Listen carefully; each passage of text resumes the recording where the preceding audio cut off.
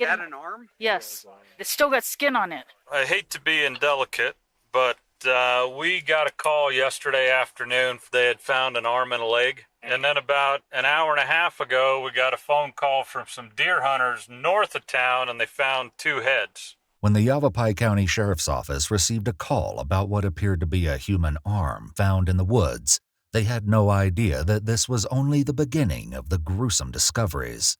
As more and more body parts turn up, authorities can't help but wonder if they've stumbled upon a serial killer's dumping grounds, or if there's something else just as sinister at play. They found a total of 9 legs and several arms. On December 26, 2020, 2 Yavapai County Sheriff's deputies headed out to the woods south of Prescott. There they met with the 2 people who called authorities after stumbling upon something disturbing. This right here, this is crazy. Is it in a bag or what is it? No, it's laying right there. Okay. So look at, we're just gonna walk along this fence line, just to this tree. Okay. And it's right below.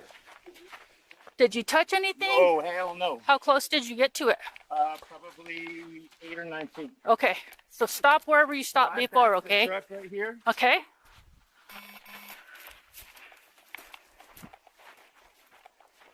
I backed the truck. I broke a couple of branches to try and get to that dead one that's down like that. Right. And that's it right over there. Okay.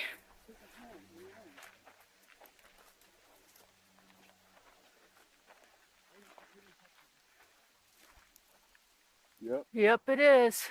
You got crime scene tape? Oh, I got it. Okay. All right, Let's go back to the car, you guys. Stay there. He's going to get a witness statement from you. All right. Were the fingernails polished? Did it look like a female's hand? I didn't look that close. We're not going to get too close right now. I'm just going to get Mike and CI started. You need to call out CI. 10-4.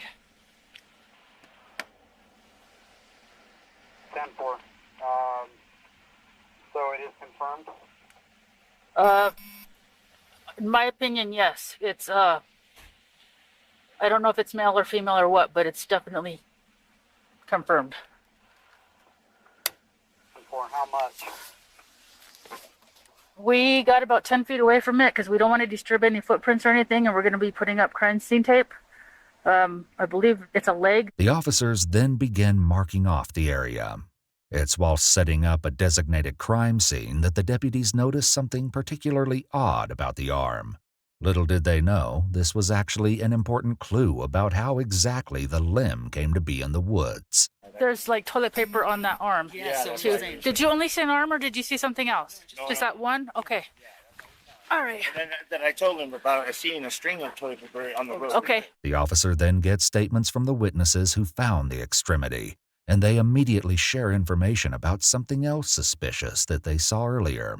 There was somebody that was heading up here when we were up here, and it's like he stopped because he saw our truck and then he backed out slowly. And I walked down here to see if I could see what car it was, because it sounded like it was still idling right here. Yeah, it stopped. But I didn't see it. It was weird. You know, and I thought it was odd, but there is a lot of prints around here. So you guys have been up here twice now? He has. I've been up here twice now. Despite the gruesome discovery, the tone remains light. The way this works is I need all your most current information here, okay? Okay. I'm not saying it's a murder. I don't know what happened. You know what I mean? Bodies usually don't escape. come I'm not saying what happens. We probably are going to end up calling a lot of other people out. It's a pretty big arm. I think it might be an adult. Yeah. Yeah. While continuing to tape off the area to prevent contamination, one of the deputies offers some speculation about the arm. Somebody that was camping and a bear got him. Is there our bear up here? The bear wouldn't leave the arm and then take the other arm. If it was full, it might. It would come back. I think. I don't know. I'm just saying. Is anything back in there? He said there was more toilet paper this way, didn't he? Yeah. That's the thing, though. There's toilet paper on the arm. That's freaking weird. All right, here, I'll go put it by the arm. No, this is about.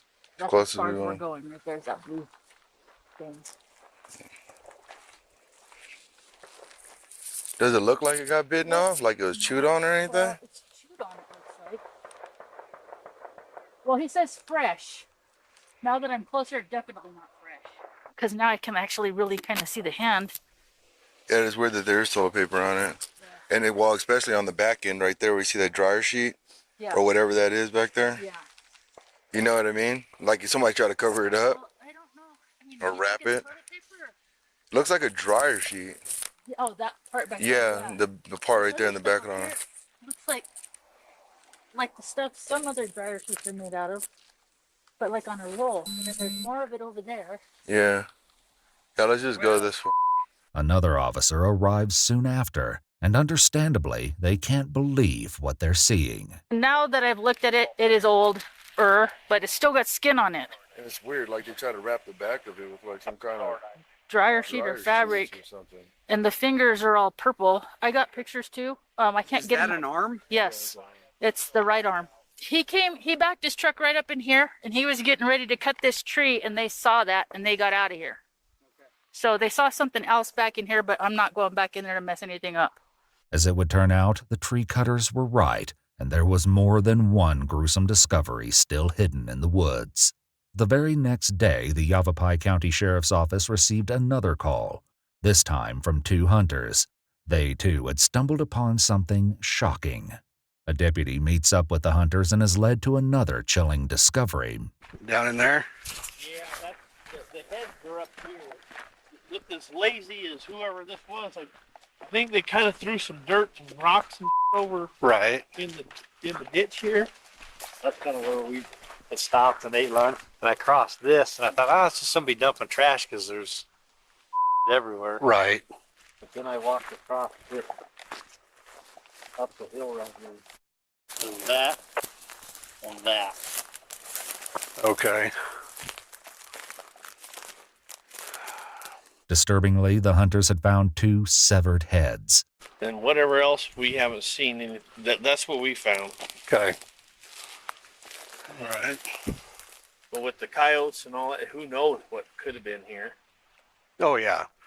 Yeah, I got a call into Scott Poppenberger right now just to let their carnivore attack team know, just in case this being out here has put something in the air to call them out and caused any issues. So may have some cat action up here in a while. Despite the earlier speculation about a bear being responsible for the body parts, and now possibly a coyote or mountain lion, the truth would turn out to be even more bizarre. When I tell these guys that I know that work for the sheriff's department, the police department, there's things you guys see that I don't want to know. This is one of them right here. This is it. This is one of the things I don't need to know about. While conducting searches of both areas, police uncovered a series of strange clues. One of these clues led Lieutenant Bolts to making phone calls to try and trace the origin of the human remains. The first call he made was to a research company. Hi, how are you? I'm well. How are you? Well, we're a little perplexed right now.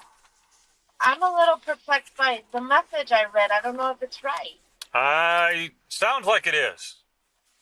So we got a call yesterday afternoon from some folks who were out cutting firewood. They said they found an arm and a leg, and the location's about 20, 30 miles south of Prescott.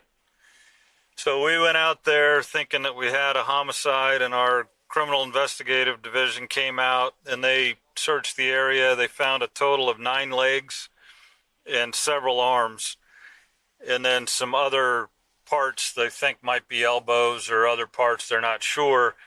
Each of those body parts had a tag on it. They've all been collected and taken to our medical examiner's office, and we were planning on working on this on Monday.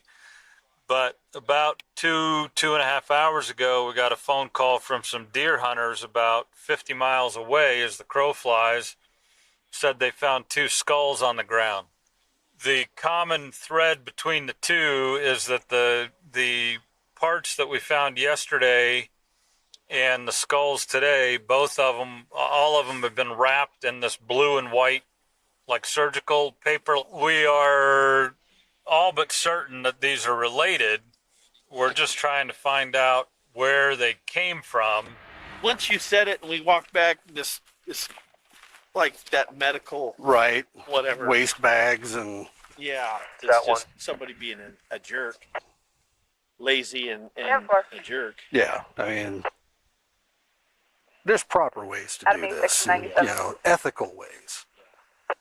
This is just, We could call you guys and find out who these people are and where they came from. Because obviously we can't have people just dumping. Right. Along with blue and white surgical paper, many of the dismembered limbs had metal tags, and officers also found a plastic bag with the name Future Gen X on it. If they have some kind of tag on them, it's a whole body donation. So we do tag everything that we have. After coming up with a dead end, Lieutenant Bolts called someone else to try and trace Future Gen X. I need to talk to somebody who can give me information on your willed cadaver program for a law enforcement matter. Yes, this is April. I can help you. April, so I hate to be indelicate, but we got a call yesterday afternoon from some folks out cutting wood south of Prescott that they had found an arm and a leg. Do you guys use medical ID tags on the appendages? We do not. Sounds like we can rule you guys out for help then. Rather than body parts dumped by a serial killer, the limbs appeared to belong to cadavers donated for medical research. But a question remained. How exactly had they ended up strewn around the woods in Arizona?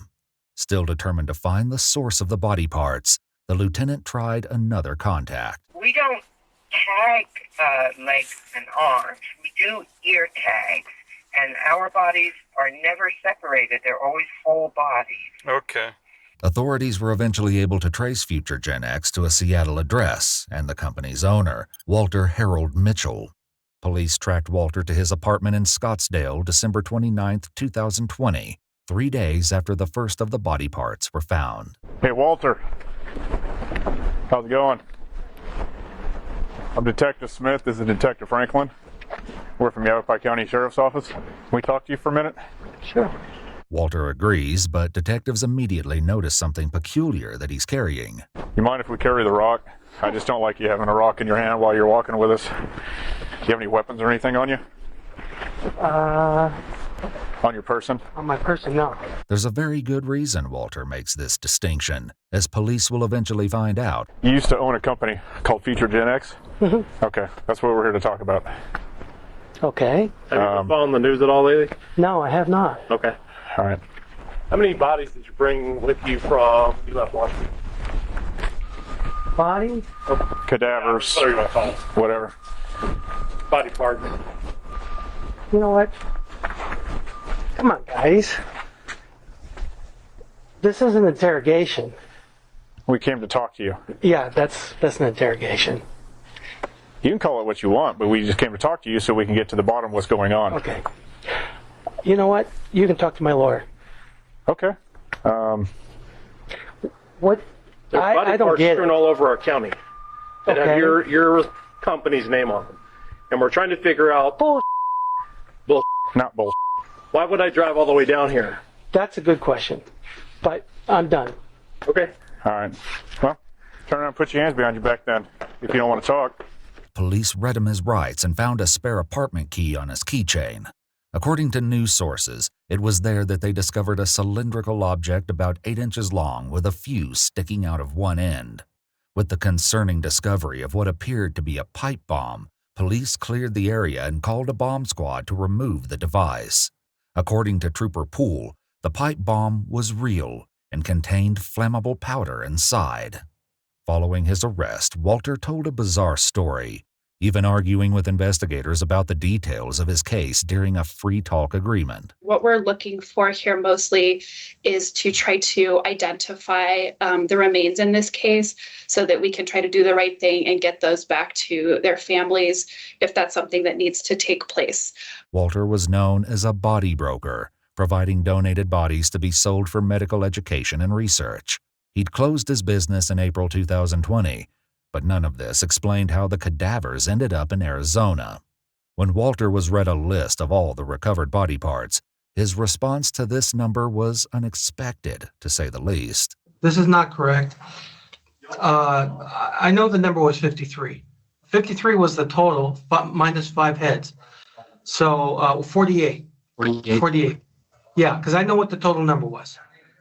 Walter took the donors' body parts in a U-Haul truck and packed them in dry ice when he moved to Arizona. After this, he kept them in a freezer in a shed north of Prescott. He only dumped the body parts in late November 2020 and later sold the freezer. We all want to know why. I think that we have some ideas why. We heard a lot of things about your finances. So why is not financial? Never has been. There are times in my life where I was motivated by finances, but this was not one of them. Okay. The reason is because my industry, over the entire industry, is unsafe, very unsafe. And I've been a failed whistleblower since 2002. After a thorough search of both areas was conducted, police discovered that most of the human remains appeared to be female, and some were tied together with twine. If I wanted to hide something, I would have dug someplace in my land or taken it someplace else or done something completely different. I wanted a platform. And because I wasn't getting a platform. And so that's the why. I hope that answers your question.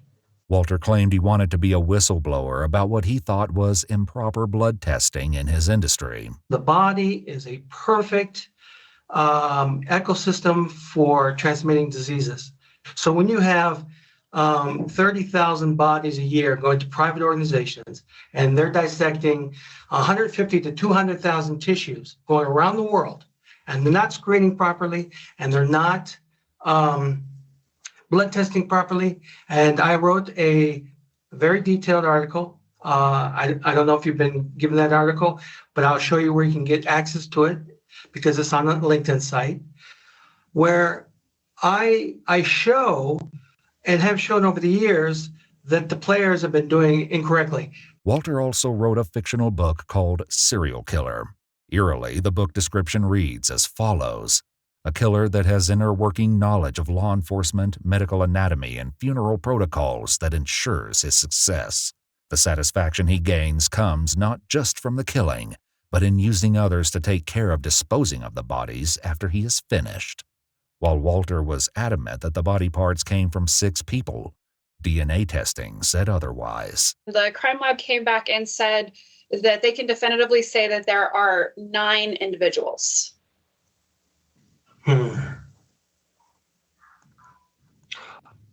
Okay. There could